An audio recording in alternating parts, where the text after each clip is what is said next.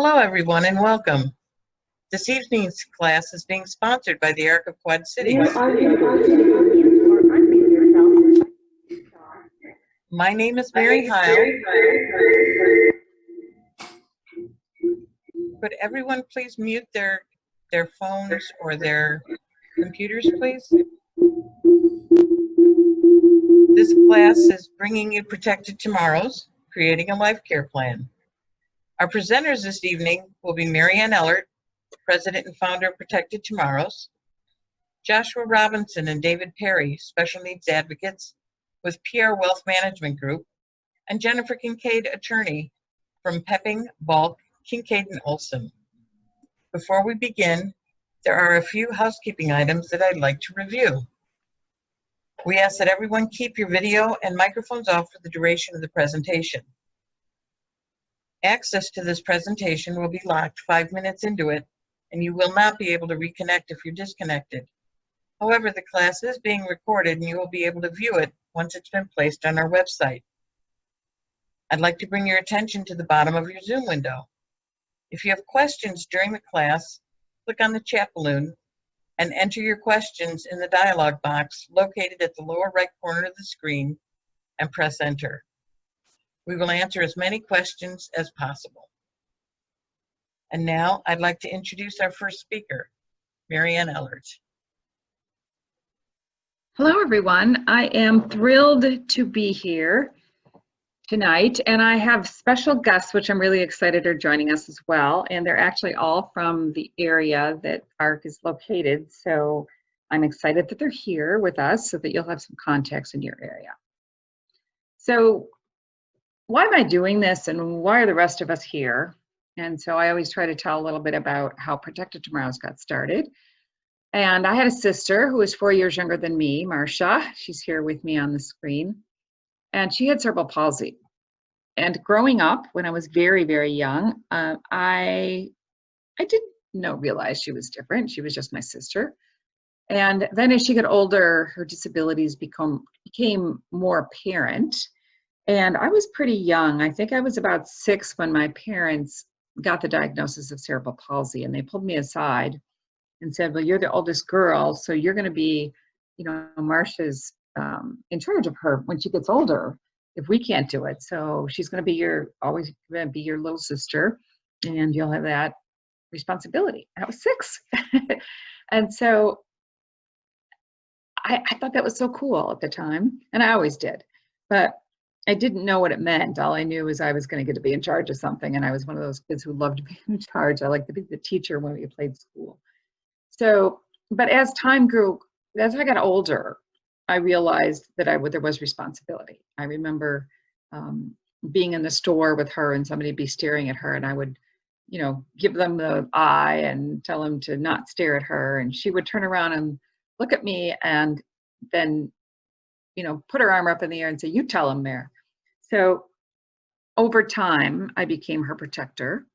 I didn't always want the job. I wanted her to have a full life and get into trouble like I did and learn all the things that I learned. But I was her protector through her lifetime. And I was the one who convinced my parents when she was 34 years old to let her live residentially, which she did. And I encourage parents to do that because I watched my sister grow tremendously through that experience. She was very active in Special Olympics and, loved going out places and loved going to the place where she had a volunteer position. So she loved all those things. At the age of 39, though, she did pass away. She had a seizure in her sleep and couldn't turn over. So she passed away from suffocation, which is sad for me and sometimes hard to tell this story.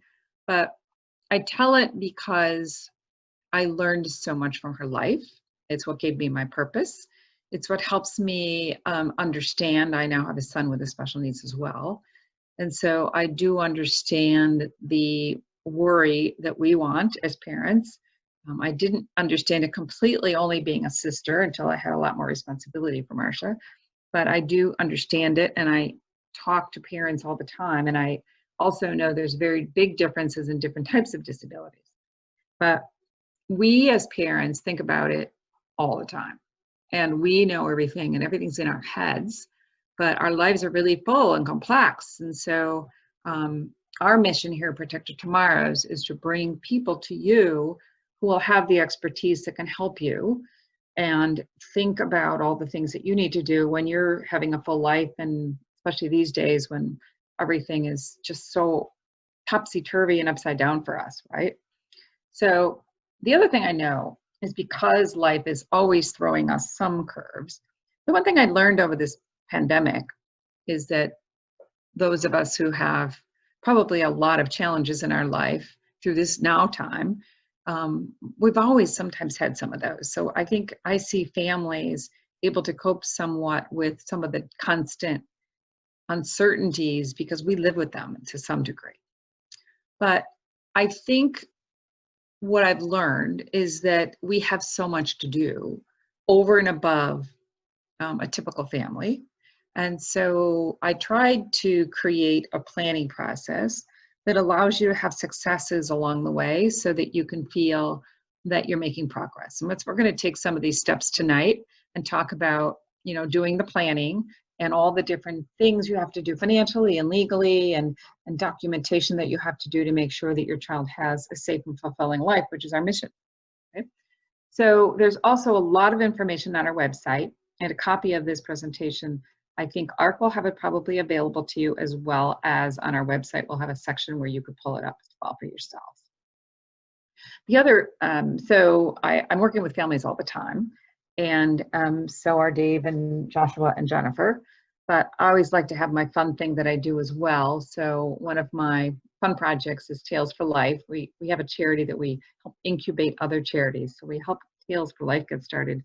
And it's an organization where we train puppies specifically for individuals who've applied for a grant for the puppy to be either a companion dog or a service dog. And that's Augie, one of our service dogs. He's the cutest thing. And okay, so enough about us. We're going to be teaching you some things today, and we're going to talk about a lot. We're going to talk about money. We're going to be talking about legal. And so I don't want you to get confused or feeling like it's too complex.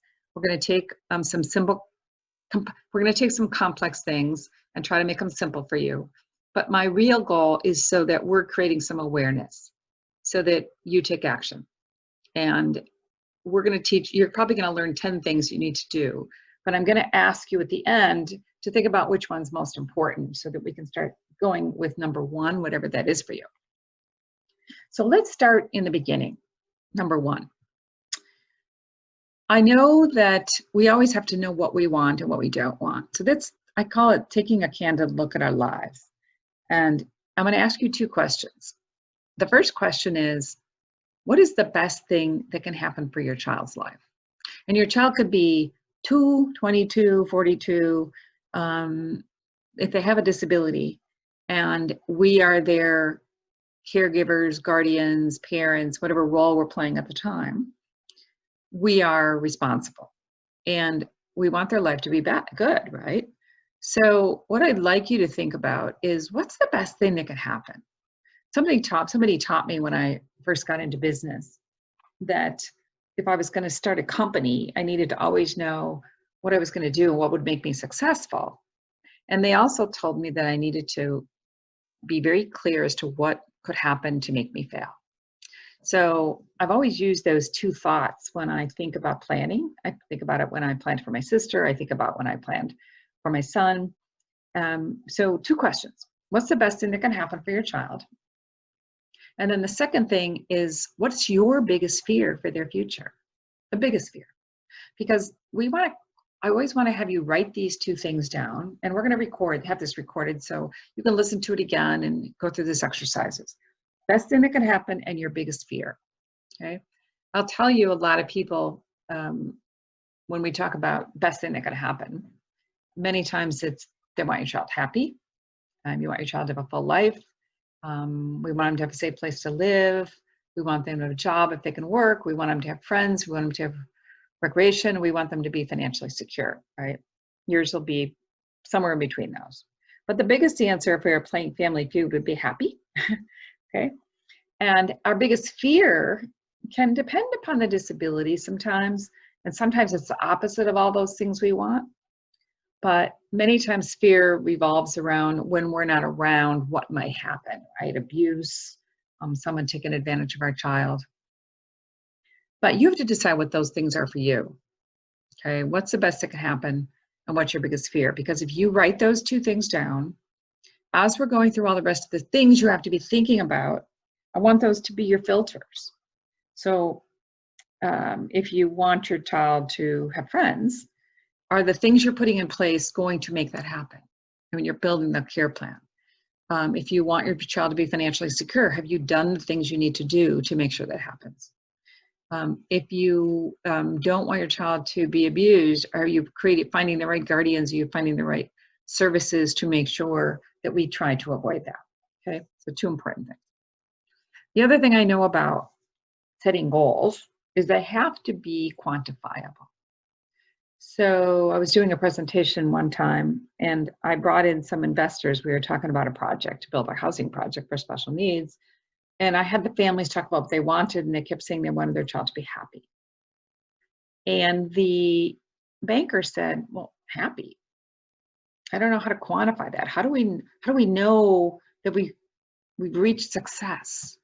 So many times people say to me, I want their lives to look like this. I'm going to tell you this process that we're talking about that we're going to help you take your child through. It's not easy. It's not an easy road, but it's a gratifying one. And we've taken many, many families through it. And when they're done, they're feeling like, okay, I've done what I can do. And it's never over. As we know, we're always going to be advocates and we're always going to be looking for new solutions, right? So when we talk about wanting these things, we have to dig deep into what we think the future will be. And sometimes people say, well, how am I supposed to know that? How am I supposed to know what my child's life is going to look like? And I'll tell you, when you do planning of your own life and you're thinking about your own retirement, you probably could guess. I can ask a 25-year-old, what do you think your future is going to look like? And they can kind of tell me. Now, it may not turn out like that, but at least they can start with a story, right? They can tell me what it looks like. So at this point, I'm going to turn it over to Joshua and Dave, because we're going to talk about how important you are in this case. So we're talking about you're planning for your child, but number one is you. Okay, so Joshua and Dave, cheers. Yeah, so if we could move forward to the net worth, thank you so much. Mary Ann actually talks about having to take care of yourself first. She uses an analogy, and I might be stealing this analogy from you later, Mary Ann, but about taking care of yourself first, like on an airplane. You're always told to, in the event of a crash or something horrific, take care of your oxygen first, and then you can take care of your loved ones, because you will not have oxygen to take care of them. So you need to look at your own retirement first, by first of all creating a net worth sheet. This is something that will affect your planning, not only your own retirement, but the planning for your loved one, the person with the disability. And so if you're viewing this net worth sheet, it's not simple, because it's a lot of work. It's going to take a lot of gathering statements. Mary Ann mentioned we're in the middle of a pandemic. Now might be a good time to, if you have a little bit of downtime from staying at home, to gather the statements from these different items. So let's go over the assets on the left-hand side. So your home is worth something. There's a value to that home. The left-hand column are assets. You have bank accounts, checking and savings, maybe CDs. Your cars are worth something. They definitely depreciate in value, but they're worth something at any snapshot in time. And then what do your investments look like? Do you have investments you've inherited or assets that are not in retirement accounts? And so getting a value of those is important. And then retirement accounts. What do your retirement accounts look like with regards to your net worth? 401ks or IRAs. And this needs to be done at all stages of life. It's a very, very beneficial exercise, whether you're in your 20s or 60s. It's good to have your net worth so that we can help you plan for the future. And then other assets. Do you own other real estate? Do you own a lake home? Do you own part of a business as a business holding? And so that you will accomplish on the value side. But then are there debts that are against these assets? And what's that look like? Do you have a mortgage or a second mortgage? What do your loans on your value or your cars look like? Of course, at different stages of life, you may still have student loans or for various reasons, credit card debt. And what does that look like? And that feeds down into the insurance section, which is so important to not miss because, first of all, is your life insurance, is it a variable life? Is it whole life? Is it term? Does it have any kind of cash value like the two I just mentioned sometimes do? And then looking at disability. Disability insurance for yourself is key because if you cannot work or earn an income, how are you going to, first of all, fund your retirement, and second of all, care for your person with a disability? If your income goes away, what happens to that whole situation? And then, we've mentioned to clients, you can have a $4 million estate, a large estate, or even larger.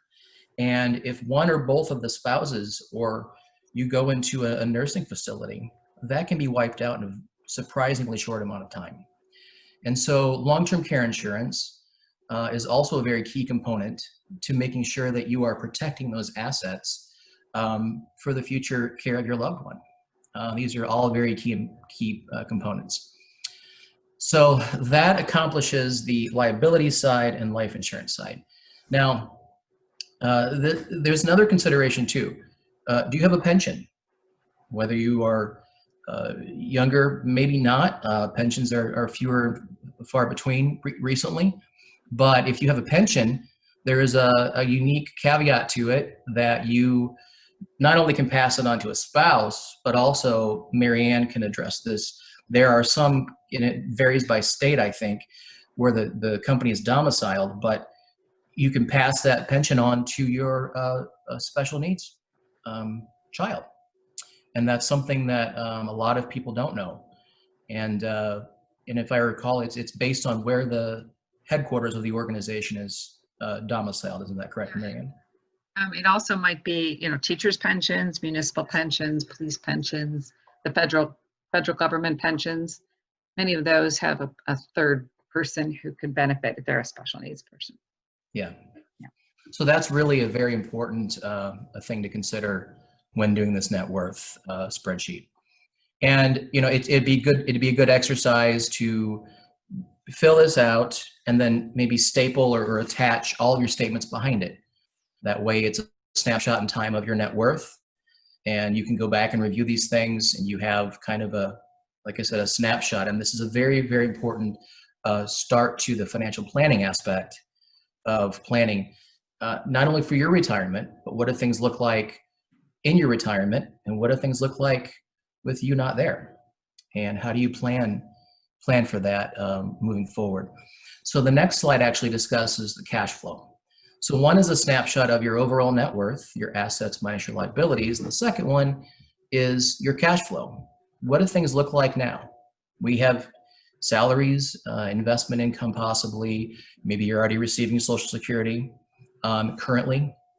You have expenses. Everyone has expenses to run a house or an apartment, of course, utilities, and then we go down to insurance premiums. And then we need to make sure you have honed in on what all those expenses are. What are your costs as it stands now? Not only current, but then what's it going to look like in retirement? You may not have a mortgage. Your medical might look different because of Social Security or other medical supplements. But these are very important things to hone in on your expenses, to know what you have coming in and what you have going out.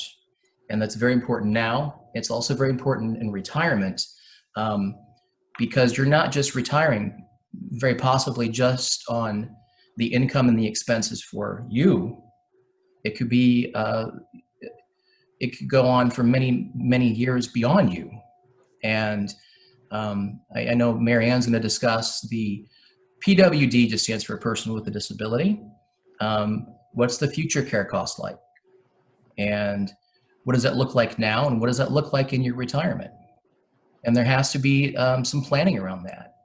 And going through these exercises of a net worth and cash flow is very, very important. And then, of course, we all, at the end here, we all pay taxes. And so what does that look like? What are the tax implications of taking money out of retirement accounts? And what's your after tax from your salary or your Social Security? And getting into that number, it does take some work. There's a little bit of heavy lifting to it, but it's a very important start to looking at the financial planning aspect of this, because it's not just you, it's your loved one as well that will continue on for many, many years, possibly after you. Great. Thanks, Joshua. Sure.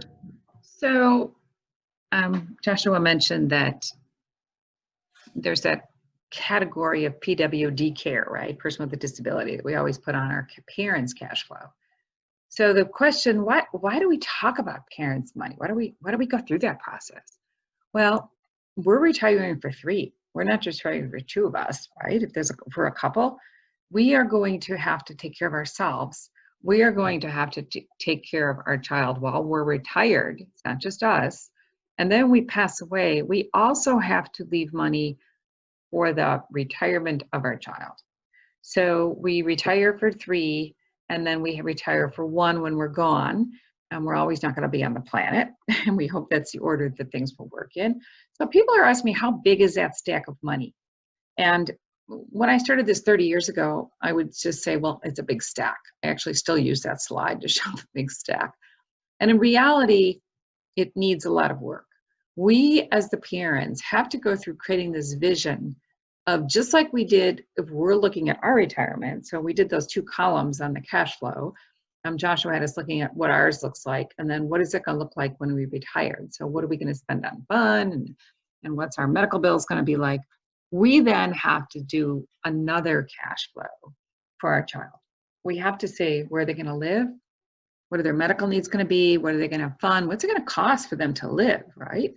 And then we can apply all the other numbers to it of what are the benefits, government benefits going to pay for, what benefits we might have that we can apply to them, what kind of savings are we going to put in place, what kind of insurance could pay for them, will other family members help besides us, will our child work? So there's all those things we have to think about, but we have to do the work. This, when I sometimes say to people cash flow, they think a budget. I try to call it a cash flow, has a less negative term. But not only do we have to do our cash flows for now and later, we have to do our child's cash flow for now and later. So sometimes I think people think I'm smoking something when I ask them to do this, because it's a lot of work and we have no idea. I can be sitting in a session where there's a family with a 2-year-old sitting next to a family with a 40-year-old, and they're both going, this is really hard, right? We have some tools on our website that you can use that we kind of have done this long enough to kind of know what it will likely look like. If someone has lived very frugally versus someone who has not, there are different budget items we can look at differently. But those ages on the left are the ages that we see cash flow needs changing. So when the child's 0 to 3, it looks a certain way. When they're in school before transition, it looks a certain way. When they get in transition, we're spending a little more money, maybe driving them around, getting them to maybe some work if they can work. Then they're an adult. Now, in our planning, we say when they're an adult, we're starting to look at residential opportunities. And then they had life without you. Nobody can check that box yet, because if you're listening to me, you're still around. But that's the stage of our life when we're now not here, and we're funding our child's future. So when we do these, we put a lot of detail into it. And then this is just the synopsis of that. So the income, what government benefits are going to pay, what family's going to pay, and what are the expenses, just like you did for yourself, only we're doing it for your child. Okay, so it's a process, and an important component of that is understanding benefits, right? Because how do you know what the benefits will be? So I want to go through the benefits that exist now as they exist. I'm not going to go into a lot of detail. I'm going to give you the concept.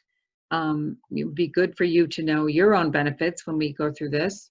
So if you have not gone into Social Security and gotten your own work record, that should be an important piece of homework for you. Go to socialsecurity.gov and open an account for yourself and your spouse. And then look at what your benefits look like. And we're going to talk about that. So let's start with what the benefits are. So I break this down into 4 quadrants of a circle. And when I talk about the 2 top quadrants, those are going to be things that we are entitled to, not because, but we get them because we worked, okay? We're entitled to them, not because we're poor, not because we have a disability, but because we paid into them, and they take it out of our paycheck called FICA, and that pays for Social Security and Medicare. The things on the bottom 2 are needs-based programs. Those are programs that someone with a disability will get because they need them and not because they paid into them. And when I talk about things on the left, those are going to be things that are actually a check. And the things that are on the right are going to be things that pay for healthcare and programs and job coaches and residential. Okay, so that's how that circle works. So if we start in the top left quadrant, there is something called SSDI, Social Security Disability. And that's for those of us who paid into the system. And we have to prove that we have a disability in order to get it.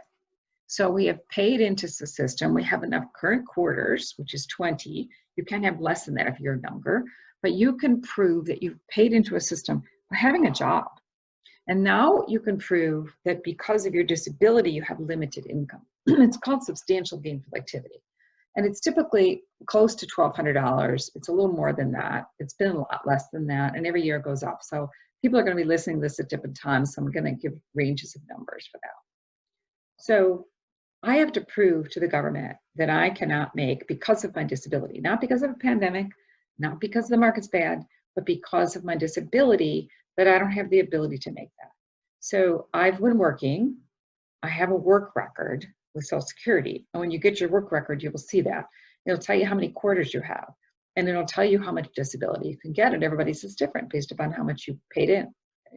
But that's how that program works. I have to prove I have a disability because I can't make a certain amount, and the government will give me my check, right? That's that one. Okay. So if I go to the right, Medicare goes with that. Medicare goes with SSDI. And so once somebody starts getting their disability 2 years after that, they become eligible for Medicare, which is the same program that a senior goes on, okay? So those 2 go together. I haven't said anything about having too much money. I've only said about proving disability in order to get that and having a work record. So what happens to someone like my son who has been disabled and never really had a work record? There's another program called SSI, Supplemental Security Income, and it is needs-based, okay? They need help because they have a disability and they don't have enough money to support themselves. It's income and asset-based. So the same, when I say income, it has a limitation of income, and therefore it's the same substantial gainful activity amount, so the person cannot make that much before they're considered disabled. And there's a limit on what assets they can hold, because remember, this is a needs-based program. Now, who can apply for this? If you have a disability, could a child apply? Yes. But the rules are going to apply to the parent until the child's 18. So if a parent has income and has assets, the child's not going to qualify. But when the child turns 18, the month after their 18th birthday, Social Security can only ask questions about the child's income and assets. They can't ask about the parents anymore. So when the child's 18, let's say their birthday is April 23rd, on May 1, we're going to apply for SSI for that person, prove with their medical records and maybe their IEPs and social worker reports that this person, because of their disability, probably will not be able to make substantial gainful activity. Then we also have to show that they don't have more than the allowed assets. What are the allowed assets? A house, a car if they can drive, a prepaid funeral, $2,000, and an ABLE account. So a typical family, the child is 18, they're not going to own a home, typically. They probably may not drive, but they may. A prepaid funeral, they may not have that, but if they have some money, we may use that up to do that. And $2,000, and the ABLE account, which we're going to talk about in a little while. So what's in that $2,000? Savings accounts, checking accounts, savings bonds, life insurance, mineral rights, you name it. Trusts that grandma left behind, anything that has a child's, is considered the child's asset, would be counted in that $2,000. So we have to be really careful. We're applying for the SSI and look at everything, including savings bonds in the drawer. I always tell people, if you're going to apply, pull those things out. Look whose name's on them. If there's something that you might have to cash out and spend on your child ahead of time, you might want to do that. And I always tell you, if you're going to have things that are in your child's name that you are going to cash out, and you're going to buy them the computer they need for school, you're going to buy them something they need for school or for themselves, make sure you save those receipts in case there's any tax records or anything that they had it. Show how you spent it on your child and scan those documents so that they don't fade, because sometimes we've shown things and they've been old documents and we have to prove that they really existed. So being very thorough is what I'm trying to say. Now, the other thing that happens sometimes is you're applying for your child for SSI. You give them all the information. They say, yes, your child has a disability, and we agree. And they don't have money, we agree. And then they'll ask you another question. They'll ask you, where does your child live?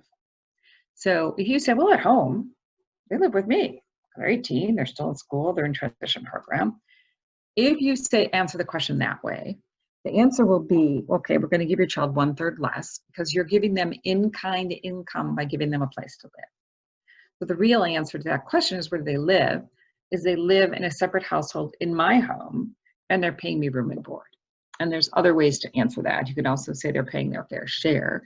You just have to know how to quantify those numbers when you do the application. And we have other webinars and things like that that tell you exactly how you can answer those based upon your child's situation. But let's say you say your child's paying room and board, you're going to answer, they're say they're going to pay $300 a month once they get their benefit, and they're going to pay into the household for their room and board. So now they're going to get the full amount, and it's 2020, and the full amount is $783. So that's what they would get. And if they are getting income from you by living in your home free, they're going to get 1/3 less. Okay. Then they get their SSI, and let's say that all works out, and it takes 4 months to get. After those 4 months and they get their check, it's 4 months of SSI. If that much goes into their account, they're going to have too much money. And what should they do? So once you start getting that SSI, just want to remind you, if you said your child's paying room and board, they need to pay room and board. Okay, if you said $300 a month, $300 a month times 4 is what they owe you. Okay, there's a lot of little things you need to know about that application, but the most important thing to know is that you're going to have to prove the disability, and you're going to have to prove that they don't have too many assets. Okay, right. And many times we want to get them Medicaid as well. Now, they're 18. They might be on parents' health insurance. There's a lot of rules about health insurance, and in the state of Illinois and many states, the rules are for a company, if you provide group health insurance and you're not self-funded, the company must allow the child, even past the age of 26, to stay on their parents' group health insurance. So homework for you is to find out, where's your company located, what state, what are the rules from that state, and will your child be able to stay on parents' group health insurance past the age of 26? Now, those things are always changing, aren't they? Because we don't know what's going to happen with health insurance programs in any of our federal government rules versus state. So again, as parents or as guardians, we have to stay abreast of all those rules. Okay. Now, if your child's still in your health insurance, how important is Medicaid? Pretty important. Medicaid program is a state program funded. There's Medicaid waivers, so feds are giving the states money, and the states are applying that money to programs. So when your child is getting out of their transition program and they're on a list to get funding and they get pulled for funding for housing or support dollars, they will need to have Medicaid. I call Medicaid the golden ticket. They will need to have Medicaid in order to receive those, be in those programs to get the funding, okay? Because that's what's going to pay for that. So they will need that approval. Important, two very important programs. Okay, I'm just going to click through one other thing that's really important, and we're going to be going through this in more detail in next month's class because it's called Retiring for Three, but it's important to have the concept of how to read your Social Security statement. Okay, and we're going to, next class, we're going to go through this in detail. On this statement, this would be a parent's. Let's say this is dad's. It says dad at the age of 67 under retirement that he is going to get $1,804 a month. At age 70, if he waits, he would get $2,288. But if he takes it early at 62, he's going to get $1,197. Okay, important numbers for dad to know. That's where the disability number is too, if you're looking for it, where the dad would get $1,643 if he becomes disabled. But under family survivors, there's some really important numbers. But one of them says child. How much can a child get on dad's record? If dad were to die or become disabled or retire, in certain cases, the child's eligible for some benefits on the parent's record. It's called DAC, Disabled Adult Child. So it's not just for minor children, it's for disabled children who are adults. And if the child was disabled before the age of 22, they're eligible for this program. So in this case, the child could get up to $1,257 a month, but it all depends upon who's taking benefits on dad's record, dad, mom, child. So there's a maximum family benefit that can be paid for that parent too. And that's $3,116 for this particular person's. Everybody's number will look. Now, I'm going to go through quickly how this works and attend next class because we're going to talk about in detail how you use it. But just I'm going to give you the flow. Here's the parent, and the child's turning 18. Parents are working, okay? So the parents apply for the child, and they get their $783 a month, okay? When the parent retires, dad takes his benefit. Maybe mom is eligible for something too, because a spouse can take their own Social Security or half of their, say the wife can get half of hers, all of hers, or half of her spouse's, whichever is greater. So in this instance, the dad got some and the mom got some. And they came back and said, we're going to give your child something on dad's record. And he was eligible for $410 of SSA, Social Security, okay? So they lowered the SSI because SSI is only bring you up to 783. SSA has a much higher limit. So they give the child 783, but they give him out of 2 buckets. And when they move up into the entitlement bucket, 2 years later, guess what happens? They get Medicare. That's really important. And so this, in the Retiring for Three class, we talk a lot about when should mom and dad take their Social Security? Sometimes we have to take it earlier than we planned because when we retired and our child loses our health insurance, we need them to be on Medicare. So I don't want to confuse you here. It's just, we're going to talk about it in another class, but just remember that child can get benefits on you and they can become eligible for Medicare as well. And then when the parents pass away, the amount the child can even go up to the max. So your child's, what do you have to remember about all of that is get your benefits, know them, so that when you're doing that planning that Joshua talked about, and you're thinking about your retirement, guess what's going to impact you, right? Your child's needs are going to, we spend a lot of time on this with families, right? Of when should mom take their Social Security or dad, and maybe somebody should take it sooner so the child's eligible for Medicare when they need to get it. So lots of things to do. So out of this, I just want you to, the other thing about health insurance, we talked about your child being able to stay on their health insurance. So know the health insurance of where you work, where do you get it, and what state are you in? Illinois, Iowa, somewhere else. What are the rules for the company that you work in? 2, know your Social Security benefits as parents, because there's lots of things on your Social Security benefit that impacts your child. And then 3, everything we talked about, it's going to change. So always coming to sessions like this is important. Okay, so we started out by saying we want to know what's the best thing that can happen. And we want to think about how do we protect ourselves from the bad things happening to our child. We talked about the necessity to know your own numbers, because when you do the plan for your child, you're going to have to leave something to them. We also said that your child's not supposed to have more than a house, a car, a prepaid funeral, $2,000 in an able account. Okay, well, if that's the case, and we're trying to do retiring for 3 so that when our child's, we're retiring, we're saving enough for our child, and we pass away, we leave enough for our child. How are we going to do that? So I'll tell you something that occurred in my own family. When I started doing this 30 years ago, I sat down with my parents and I asked my parents how they had planned for my sister. And they didn't want to talk about it. I didn't understand it. They didn't want to talk about it. It's really hard to talk about leaving our child without us, right? So I got that after a while. I was a sister. I didn't quite get it until I was a little older. And so I asked them what they did, and what they had done with legal advice is they had disinherited my sister and left my sister's share to me. Okay. They knew they weren't allowed, they shouldn't leave her money. She was on benefits, she was living residentially. They shouldn't leave her money. So they said, the attorney said, well, the most effective way to do it is just pick the child who's the responsible one. I was always called the responsible one. I was never called the pretty one. No, it's the responsible one. I hated that. I'm teasing. Leave the money to her, the one who's responsible and who cares. And so there were 6 of us, and my parents decided I would be the one that would get 2/6 of the inheritance, my sister's share and mine. What's wrong with that? I loved her. I was a financial person. I was responsible. That doesn't mean people around me will be responsible. It doesn't mean that I can't get in trouble. So what happens if my life changes and I'm not so responsible and I decide to take my sister's money after my parents pass away and go to Hawaii?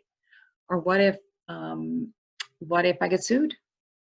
Or what if I put it in joint tenancy with my husband thinking he'll help me take care of her, and then he files for divorce and half of it goes to him instead of to my sister?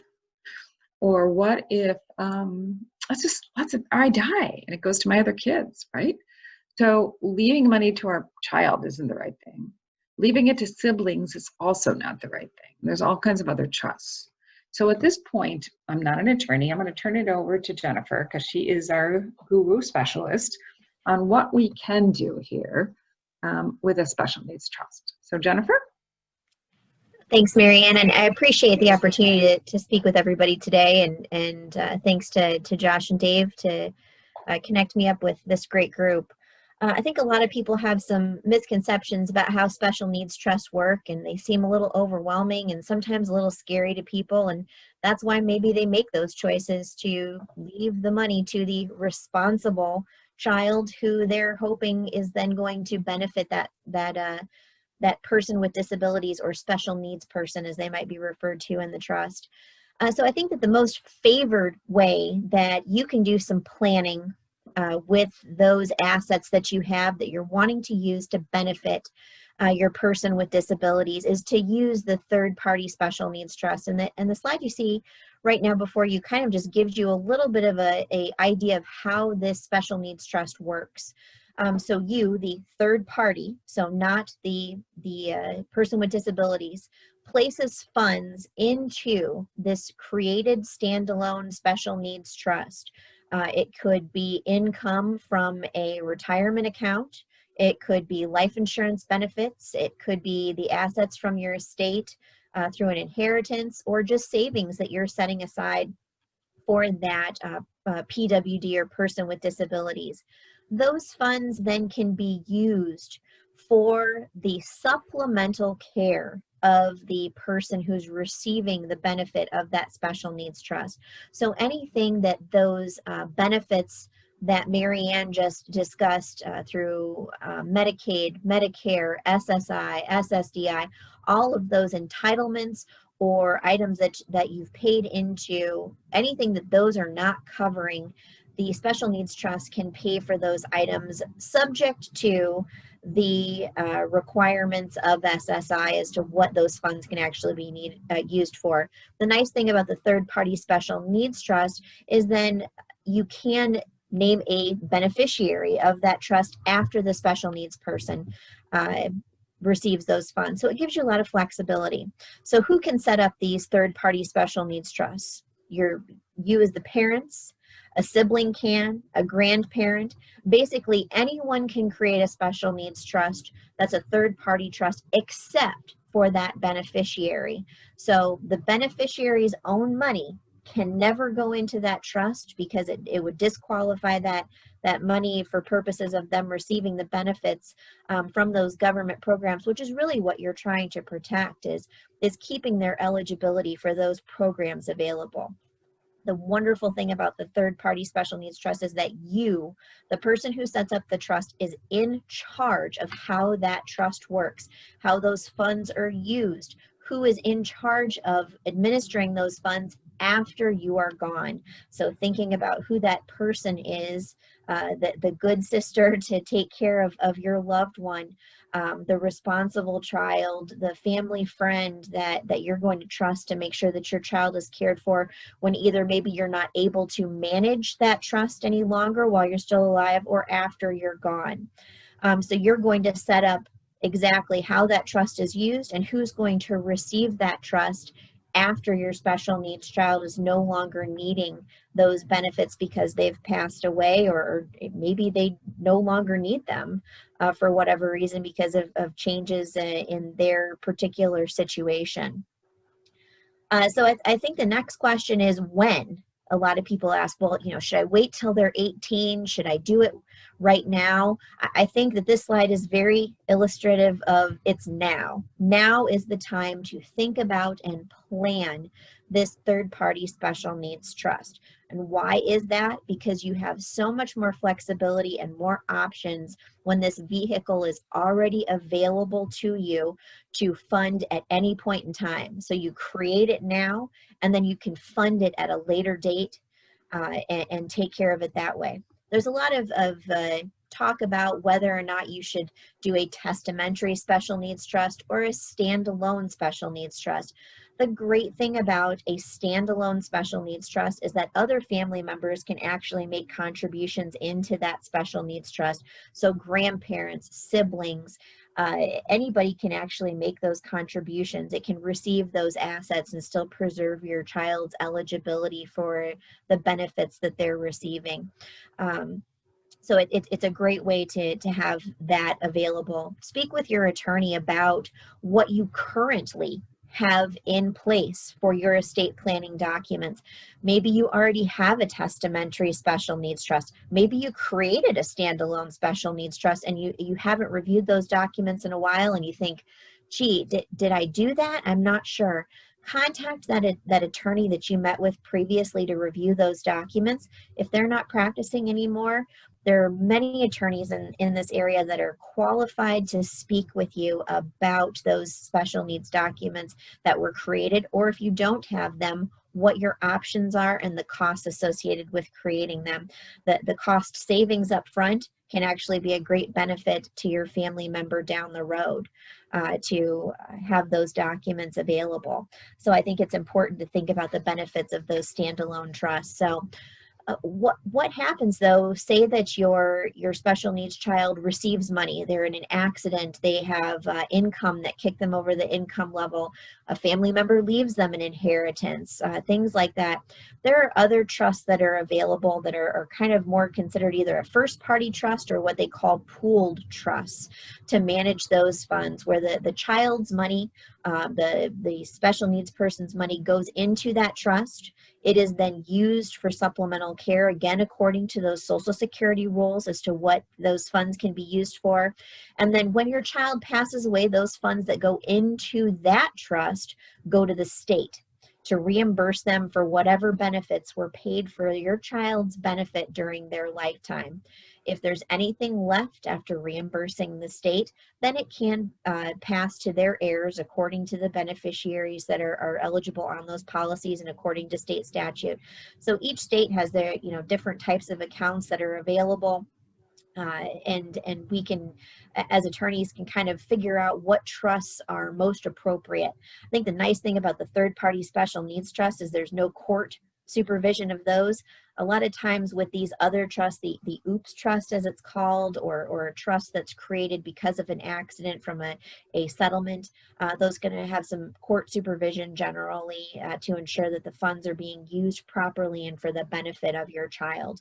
So I think it's important just to think about those things. This is just kind of a comparison side by side of that third-party special needs trust that we started talking about, and then the other option where the child's funds are used to create that trust. And you can see that they both have the same purpose, to be used for the child's supplemental care and needs. That's anything that those programs are not paying for. So that could be, as you know, as Marianne mentioned, the computer or that your child might need for certain programs that they're involved with, or legal services, a vehicle that is equipped for their needs with a chair lift or a ramp or something like that, bus passes or things of that nature. The biggest thing to keep in mind about these is you can't just pass out cash. Otherwise, there could be some issues. So it's very important to know the rules and to make sure you're following them, to have great documentation about how those funds are being used. Have a program that you're taking pictures with your phone of those receipts and saving them in a folder someplace if it ever comes up, to make sure that things are very well documented, that you have evidence of what those funds are being used for, so that there's not a disqualifying event. So I think it's important to keep those in mind as you're looking at your trust planning. So where do you start? And I think that's the hardest thing. People don't know who to call. I think you're probably not going to want to open up the phone book and just pick an attorney out of the list. The great thing about being here in the Quad Cities is the Quad City Estate Planning Council has a group of attorneys that are experienced in estate planning. Many of us have experience in the special needs planning area. And if you call and speak with someone and find a comfort level with them, that you feel like they're understanding what your needs are, that's the first step to creating that relationship with an attorney that's going to help you for a long period of time, to make sure the documents that you have in place meet your needs for that point in time. So my firm is located on the Illinois side in Silvis. It's Pepping, Balk, Kincaid, and Olson. My number is 309-755-5096. Marianne said to make sure to let you know my number just in case someone has a question.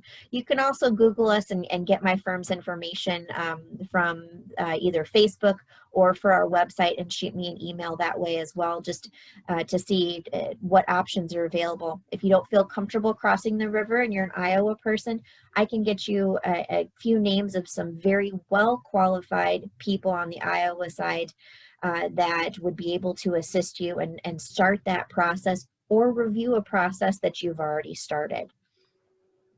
Great. So now we're going to talk a little bit and have Jennifer talk about so sometimes when we talk to families, a lot of the money stuff and the legal stuff are easy, and then all of a sudden we get to the hard decision, right? About who's going to step into our shoes to make those decisions about life. So I'm going to have Jennifer talk a little bit about this process as well.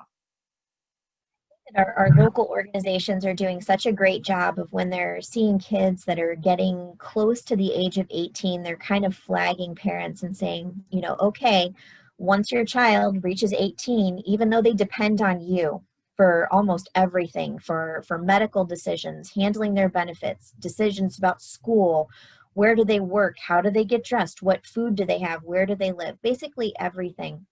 In the eyes of the law, once someone turns 18, they are an adult. Then those decisions then become their responsibilities, until that parent or loved one goes to court and obtains a guardianship. So a guardianship is when a court process is in place that says that what is considered a disabled person, as defined by the law, no longer can manage their personal or financial affairs. Some guardianships can be limited, some can be completely full, where the guardians have 100% control over everything with very little court oversight, just reporting when necessary. Iowa has sort of a dual system of guardianship over the person, conservatorship over the funds, but it's the same process where you go to court and the court looks at all of the factors, and a lawyer who's appointed by the court examines everything and says, yes, this looks good and this person needs a guardianship.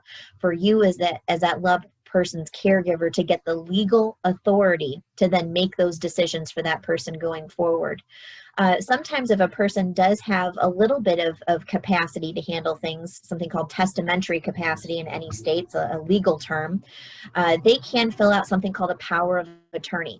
So a power of attorney can then give those rights to someone that a person has to manage their own financial affairs or healthcare affairs without having to go to court in some instances. You don't have a guardianship, that person still does have autonomy to revoke that power of attorney or to set limitations on it. So depending on your particular situation will determine what the best alternative is to a power of attorney versus a guardianship.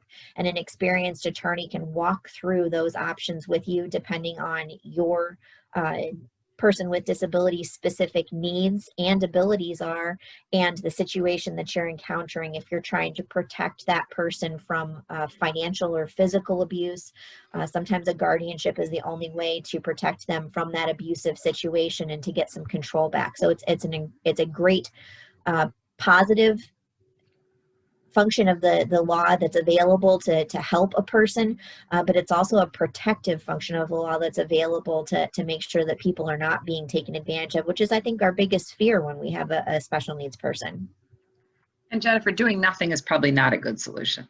Doing nothing's not a great solution, because if there's not a power of attorney, if there's not a guardianship, and that person is not filing for their benefits, those benefits are probably going to stop. They may not have the ability to file taxes, to get access to any refunds. They could get themselves into a pickle. You could have a health issue that arises where they go to the emergency room and they're over 18 and they don't want the treatment that the doctor is saying because they don't understand what's going on, and you don't have the legal authority to override them. Right. So it could be a dire situation. Yeah, thank you. So we get all this, we meet with the attorneys and we get the legal things, documents done we need, but the attorney asks us this question. So we started out with, we have the net worth statement and we know how much we're spending. And so we know how much our big pot is right now. We don't know what it's going to look like in the future. But the attorney asks us this question. So Dave and Josh, what do we do when the attorney asks us that? So hopefully this is echoing here. So one of the things that, so important to get that net worth statement in place is because when you do go to the attorney to talk about guardianships and trust, they're going to ask you, how big is your estate? And the other question they're going to ask you is, how do you plan to divide this estate? And so there's a question between the head versus the heart. So the head's saying, I need to still take care of this child. So do I leave more money to them? And the heart's basically saying that, is it fair to my other children that I don't leave as much money to them or no money to them at all? So, do I leave, equal shares to all the children? Do I leave 50% to the child with the disability? Do I leave 70% to the child with the disability? What is the mix? So, one of the ways that we've done it in the past is we've used life insurance to fund the future needs of the child with a disability. So once, the child is, or once you're gone, the life insurance ends up funding the third party trust in order to provide for that child's future. So there are many ways to do it. There's no right or wrong answer. It's just some of the tough questions that we have to talk about before we head into the attorney's office. So we have an idea of which direction we want to go. How do we want to leave these assets going forward in the future? Right. Those are tough things. Being prepared for those decisions are really important. And understanding, what you have and what you don't have, and then doing that calculation of what the child's going to need as well. So you go in with, this is what I have, this is what they need, and what are my other options, right? So I promised to talk about the ABLE Act quickly. We are going to be doing a whole series in October about the ABLE Act with the state of Illinois and with Special Olympics. So if you're interested, stay tuned and we'll give you that information. But so the ABLE Act was something that was passed, and the purpose of it was to allow a family and the individual with a disability to save for themselves tax-free for their needs. And it started out with able to save a very big number. And then as the government started to quantify the loss of taxes, they started to look about a better way to do this. So it became a modification to the same program that we save for college, which is the 529s for college. These are called 529As. And the components of them are a couple of things. It started out with a tax-free savings program. It's to be used for disability approved expenses, but it's very broad, and it can actually do a few things that even the special needs trust can't do, because the special needs trust is not supposed to pay rent, but the ABLE Act can. So there's there's certain things that one can do and the other cannot do, and vice versa. But the ABLE account the states seem to be getting broader and broader of how they can be used, but we still have to be careful. One of the rules is the onset of disability has to have occurred before the age of 26. There is some legislation to perhaps make that age older, but that's where it exists today. A big thing to know is only one account per person. So you can only open up one ABLE account for a qualified person.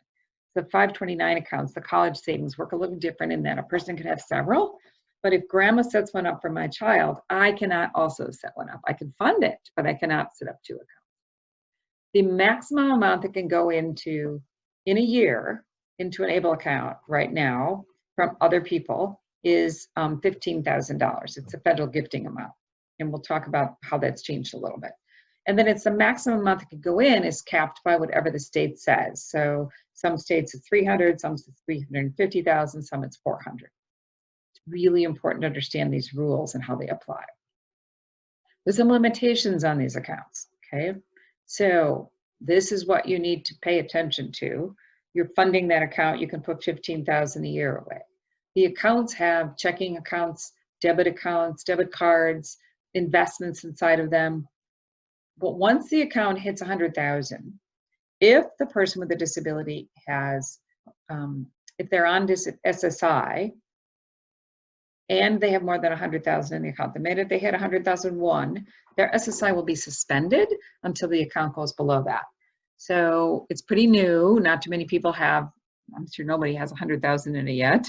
Markets haven't cooperated with us for the number of years we could contribute, but it's an important piece to understand. The other thing that is a downside to this is there's a payback at death on the person. When the person with a disability who the account is for passes away, Medicaid can be reimbursed from the money that's in the account from the date of the account setup. So if Medicaid was spent since they were 3, but the account was set up when they were 23, it would only go back on Medicaid reimbursement from the time they were 23 when the account was set up, right? But there's a lot of change happening with that, and it's depending upon some states are coming back saying we'll only claw back for the federal amount of Medicaid and not for the state. So wherever you're doing it, it's important to understand that there are those two limitations when you're funding that. But they have a really important place to play in the pieces of tools that you use in planning for your child. Remember, the child actually, if the child's high functioning enough, can be the owner of this account, is considered the owner of the account, and therefore they could have like a debit card on this account. So you're putting money into it and they have a debit card for use. Okay? So it's a little different than other vehicles that we're allowed. It started earlier, and then in 2018, some new things changed. It started with a contribution of 14 in 2018 and went to 15, which tells us if that federal gifting amount goes up, so will this. There's something called the ABLE Financial Planning Act that passed. So if you'd been setting up 529 college accounts for your child, you can roll those money over to the ABLE account, but it still falls within that $15,000 a year contribution. There's some credits on the tax side for retirement savings. That's part of that whole IRS retirement savings tax credit. And then finally, it was added in 2018 that the person with a disability, if they work and have income, they can contribute another $12,060, it's up a little bit now, a year into the ABLE account, over and above the $15,000. So they could put $15,000 of their own, or other people can, but if they earn money, they can put some of their earnings in it. So it's a useful tool to keep the child's account below $2,000 if they're earning funds. Something new that also occurred recently is ABLE is allowed to accept the Social Security amounts directly into the ABLE as well. A lot of people have chosen to do that. That way they don't have to worry about the bank account of the child going over $2,000. You just still have to watch to make sure that it doesn't have more than $15,000 a year going in. So a lot of changes with ABLE, and it has a lot of rules, but it's a great tool in certain circumstances. All right, and we're gonna have 3 whole sessions, so 3 hours of training on that coming up in October. So what else does a family need to consider? If you have done everything we talked about right, you created your net worth statement and you did a financial plan for yourself, so you know you're okay. You know you can fund your child's future, so you've got enough. You've seen the attorney, you have the proper estate documents in place, you're funding the special needs trust, and then something happens to you. And the guardian who you've named in your will is going to be nominated to be the future guardian, is going to step up, and the trustee, the person who's taking care of the money, is going to take care of the money. And those people are called up and said, guess what? You have a job. And you need something else besides the job. You need a job description, right? You need instructions. So it's kind of it's like an operating manual. It's like a job description. If I'm going to have one of those jobs, I want to know a lot. Now, we don't know everything about our child the day they were born or adopted. We didn't know that, right? If I think back in time, when my sister was born, I was 4. And what I learned about her over time, about her disability and about my role as taking care of her, and what she couldn't do or what she could do, all those things I learned. And with my son, who came into my life a little older, my stepson, I've learned he has mental illness, he has OCD, he's blind. I have learned so much about what he can and cannot do. So if I'm going to be the one who's getting the responsibility in the future, I'd want to know where would I want, as a parent, what do other people need to know about where your child's going to live? What's that house got to be like? Is there a residential program you're considering? Are they living in a residential program? Do you need to pass that information along? If they're still young, has that person you're naming in your documents ever been to an IEP meeting with you? It might be time to do that, right? To bring them along. Or if it's your child comes out of transition and they're going to go to continued education somewhere, there's all kinds of programs around the country. What does somebody else need to know about that? If your child can work, what kind of job can they do? If they can't do certain jobs and they didn't work out, shouldn't somebody know that? It's all in your head, right? And you need to somehow be able to share that. And you don't know who you're going to have to be sharing it with. You just need to write it down somehow. Now, medical care, we all got into the habit of writing their doctors down and writing their meds down, right? But we didn't maybe write down or cross off the names of the doctors who they shouldn't see anymore. Or maybe the meds that didn't work anymore. That's important. The do's and the don'ts is really important in that arena. We can't forget social life. Sometimes the social life of our children is different than other kids. So if I'm going to be stepping in as a guardian, I may not know everything you know, and I want to know because I'm going to be responsible for that. What are all those? And then there's the little things. We as parents have spent so much time making things work.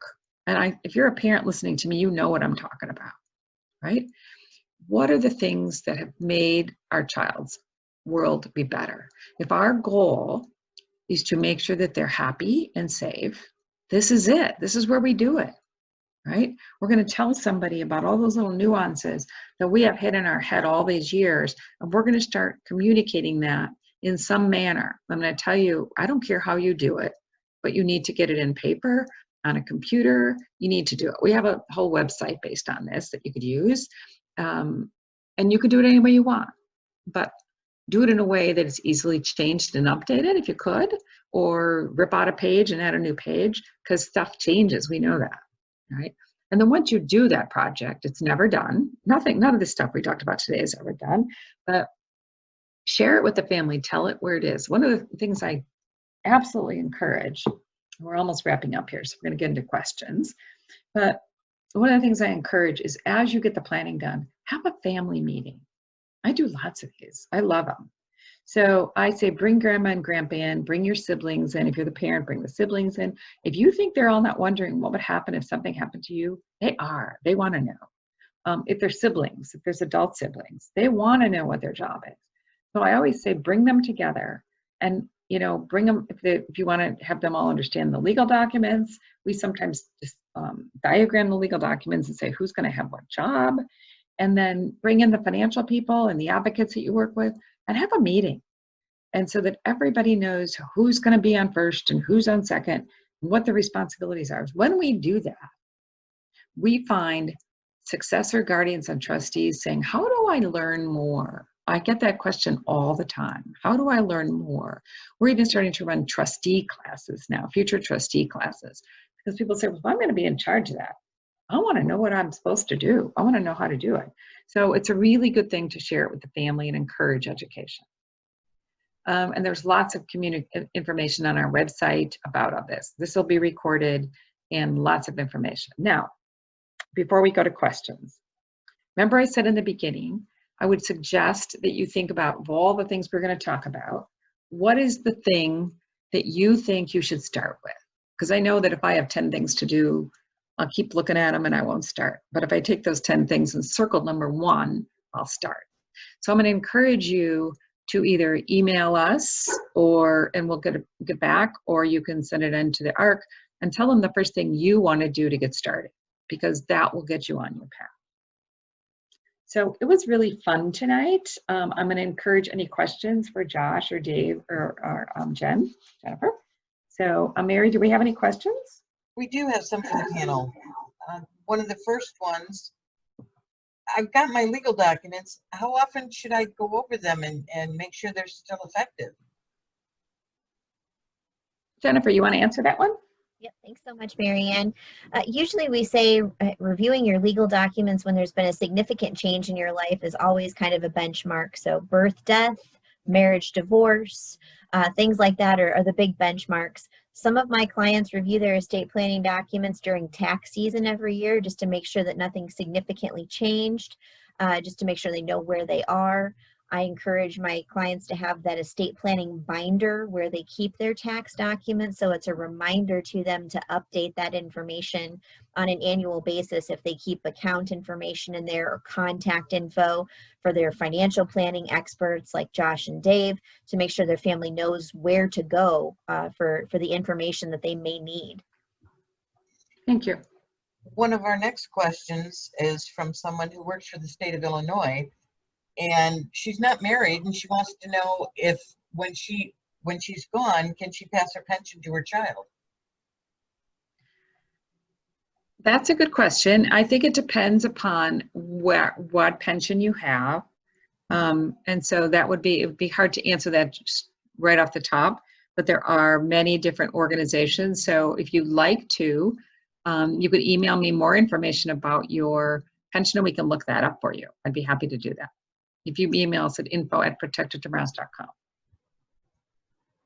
I've heard that there were changes to retirement account beneficiaries recently. Does that affect the way I should be thinking about the way I leave my estate? I will tell you that there was a law change in December. It was called the Secure Act. And what it did was it allows many of us who are retiring in the next number of years, who we're going to have to take our retirement required minimum distributions at the age of 70 and a half. It got pushed to the age of 72. So when they did that, they were going to have to, of course, make up some of those dollars that they weren't going to get when they allowed retirees to take them later. So they now changed the rule to say that if before you used to be able to stretch your IRA out if you inherited it from your parents, let's say if I was going to receive my parents' IRA, I was able to take that and stretch it out over my lifetime and not pay tax all in one time. The Secure Act said if you are receiving an inheritance from your parents, not your spouse, from a parent or someone else, you would have to pay the tax within 10 years. You can take it all out at one time and pay the tax then, or you can wait till 10 years. You can do anything in 10 years. So we start to look at differently how we're leaving money, because there's two exceptions to that. One is if you're closer to age to the people within 10 years of the person who's leaving it to you. But the really important for us, our families, is that if that retirement money is going to go to a special needs trust, it can be still struck. So now we're starting to look at it and say, there's an advantage of retirement money going to a special needs trust over and above the others. So we are carefully looking at how to do that. Before it was always just, okay, split it, divide it up, or don't even pass the retirement money to the special needs trust because it's a bit more complicated. And now all of a sudden there's a tax benefit doing so. Now, that's a general rule. However, we look at every, your advisor needs to look at everyone, and your advisor and your attorney can look at those things together to make sure and give you some good advice as to how you might do that for your situation. Everybody is different, but that is just one of the things we're looking at a little differently than we looked at perhaps 2 years ago. Mm-hmm. Okay. My But husband getting and I, advice about your specific situation is very important. we do have another question. My husband and I have worked our entire lives and we've saved some money, but there's no way I'm going to have enough to take care of my child after I'm gone. What do I do now? Dave or Josh, you want to answer that one? Yeah, no, I can go, absolutely. I think that's a very very good example of why we need to get obviously you may know your net worth, you may not. Getting that net worth honed in, and then also getting the cash flow, understanding what you have coming in and what you have going out. And again, if you're healthy, you can acquire life insurance, which Marianne mentioned earlier on. That can be a very inexpensive way to create an estate for the care of your loved one. And so I think the first step would be, again, assessing your net worth, your retirement goals, if it's 5 years from now, 10 years from now, or when that is, and looking at your income sources that you'll derive income from in retirement. And then Marianne mentioned very importantly how very important it is to know when to file for Social Security in retirement. Most everyone has some level of that. The age, because it can affect the benefits of your person with a disability as well. So again, getting the cash flow figured out, and then discussing is purchasing life insurance so that you can prepare for your own retirement first. With the assets you have saved. If they're not sufficient enough, then the life insurance might create an estate in the future to carry on that care. One other thing I'll add is that sometimes if a couple is in that situation, you're both looking at it, sometimes a couple can apply for a second to die life insurance, which might get more insurance at a lower price. So that's just another alternative as well when you're looking at insurance to fund specifically a special needs trust. And sometimes acquiring it through the underwriting is sometimes a little bit easier because of 2 lives. Yeah. Right. Yeah. Any other questions, Mary? I think we're running out of time. We do have one more. Okay. Does the 529 rollovers to the ABLE account count against the $15,000 per year contribution? Yes, it does. So if you roll over a 529, as of today, it does. So if you're counting that, you have to make sure you account for that in the 15,000 number. Well, thank you very much, David, Jennifer, Joshua, Marianne. Unfortunately, our time is running out, so we'll have to answer the remaining questions individually. We'd like to thank you for attending this evening. We have recorded this for future reference, and it will be posted on our website. We'll be sending you a link via email once the video is uploaded. As always, if you have any questions or if you would like more information, please feel free to contact us at any time. We hope you have a wonderful evening. And thanks to everyone who participated. Thank you, Joshua and Dave and Jennifer. I loved being on with you tonight. Thank you.